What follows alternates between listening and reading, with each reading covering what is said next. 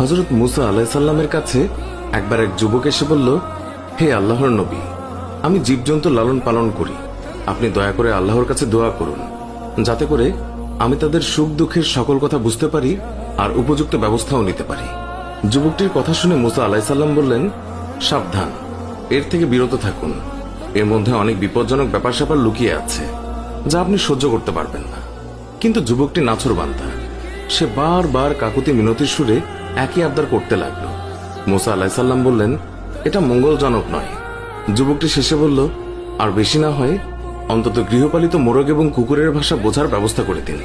তার এই মিনতির কারণে হযরত মুসা আলাইহিস সালাম আল্লাহর কাছে এই ব্যাপারে দোয়া করলেন। আল্লাহ তাআলা তার দোয়া কবুল করলেন এবং যুবকটিকে জীবজন্তুর ভাষা বোঝার ক্ষমতা দান করলেন। যুবকটি খুশি মনে বাড়ি ফিরে এলো আর মনে মনে বলল, এবার জীবজন্তুদের সব চালাকি ধরা যাবে। পরদিন ভোরে যখন বাড়ির হাঁস মুরগি ছেড়ে দেওয়া হলো, তখন সেই যুবক মোরগের কথা শোনার জন্য বারান্দায় এসে বসল। বাড়ির কাজের মেয়ে রাতের বেঁচে যাওয়া রুটির টুকরো উঠোনে নিক্ষেপ করল। কুকুরটিও কাছেই ছিল।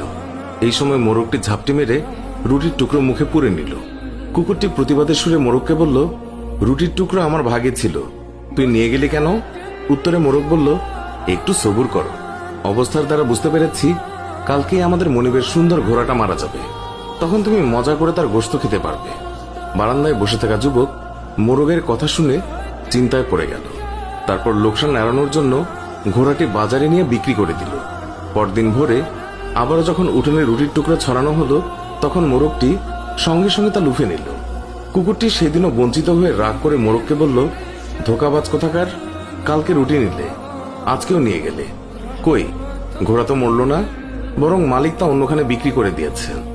জবাবে মোরগ বলল, ঘোড়া সত্যিই মরেছে, তবে অন্যখানে। অধৈর্য হয় না, ব্যবস্থার দ্বারা জেনেছি কালকে মনিবের উটটি মারা যাবে, তখন তুমি মজা করে ইচ্ছে মতো খেতে পারবে।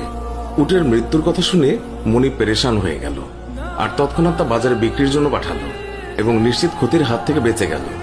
পরদিন ভোরে আবার রুটি ফেলা হলে সঙ্গে সঙ্গে মোরগ রুটির টুকরো সে লুফে নিল। কুকুরটি আজও ব্যর্থ হলো। তখন সে তাচ্ছিল্যের সুরে মোরগকে বলল, তোকে বড়ই প্রতারক দেখছি, প্রতিদিনই আমাকে ধোকা দিচ্ছিস। মোরগ বলল, ধৈর্যহারা হয়ে না হে বন্ধু, কাল দেখবে মনিবের গোলামটা মারা গেছে, তখন শিরনি ইত্যাদি করবে, তখন গোশত পোলাও ইত্যাদি অনেক কিছুই তুমি খেতে পারবে।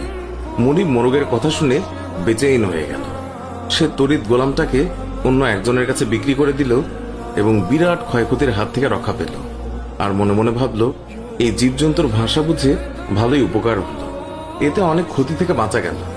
কিন্তু এতে যে জেনে বুঝে অন্যকে ক্ষতির সম্মুখীন করা হলো, সে তো চিন্তা করল না। চতুর্থ দিন ভোরের কথা, রুটির টুকরো আজও এক লাফে লুফে নিল মোরগটি। অসহায় কুকুর রাগের চোটে মোরগকে গালাগাল করতে লাগলো।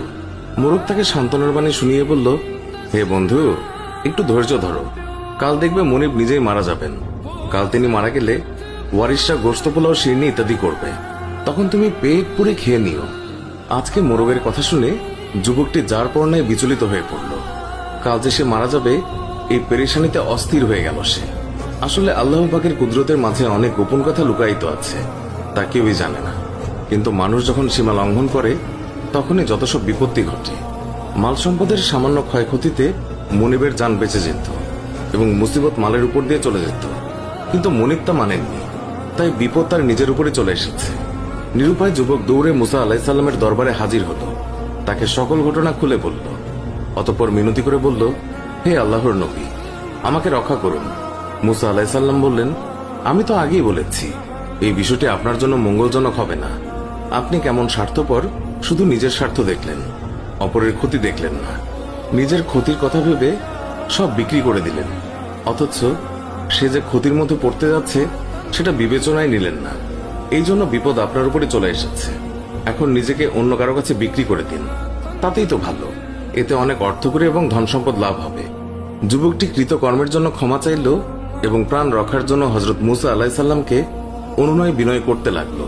মুসা আলাইহিস সালাম বললেন, দেখুন, কামান থেকে গুলি বেরিয়ে যাওয়ার পর তাকে আবার ওই কামানে ঢোকে? কখনো না। আপনার মৃত্যু অবধারিত হয়ে গেছে, এর থেকে আপনার রেহাই নেই। তবে আমি আপনার জন্য ইমানের সাথে মৃত্যুর দোয়া করছি। হযরত মুসা আলাইহিস সালামের কথা শেষ না হতেই যুবকটির শারীরিক পরিবর্তন শুরু হলো। একবার বমিও হলো। তার শরীর নিস্তেজ হয়ে আসছিল। সাকরাতের এই সময়টিতে 4 জন লোক তাকে ধরে বাড়ির দিকে নিয়ে গেল, কিন্তু বাড়ি পৌঁছা গেল না। মৃদু এক ঝাঁকুনি দিয়ে তার প্রাণ উড়ে গেল চিরদিনের জন্য। ধন সম্পদ সব পেছনে ফেলে যুবকটি পরকালের পথে রওনা দিল। আমাদের এই ভিডিওর ব্যাপারে মন্তব্য জানাতে কমেন্ট করুন। ভিডিওটি ভালো লাগলে লাইক দিন, শেয়ার করুন। এখনকার মতো বিদায় নিচ্ছি। দেখা হবে নতুন কোনো ভিডিওতে। ভালো থাকবেন। ধন্যবাদ সবাইকে।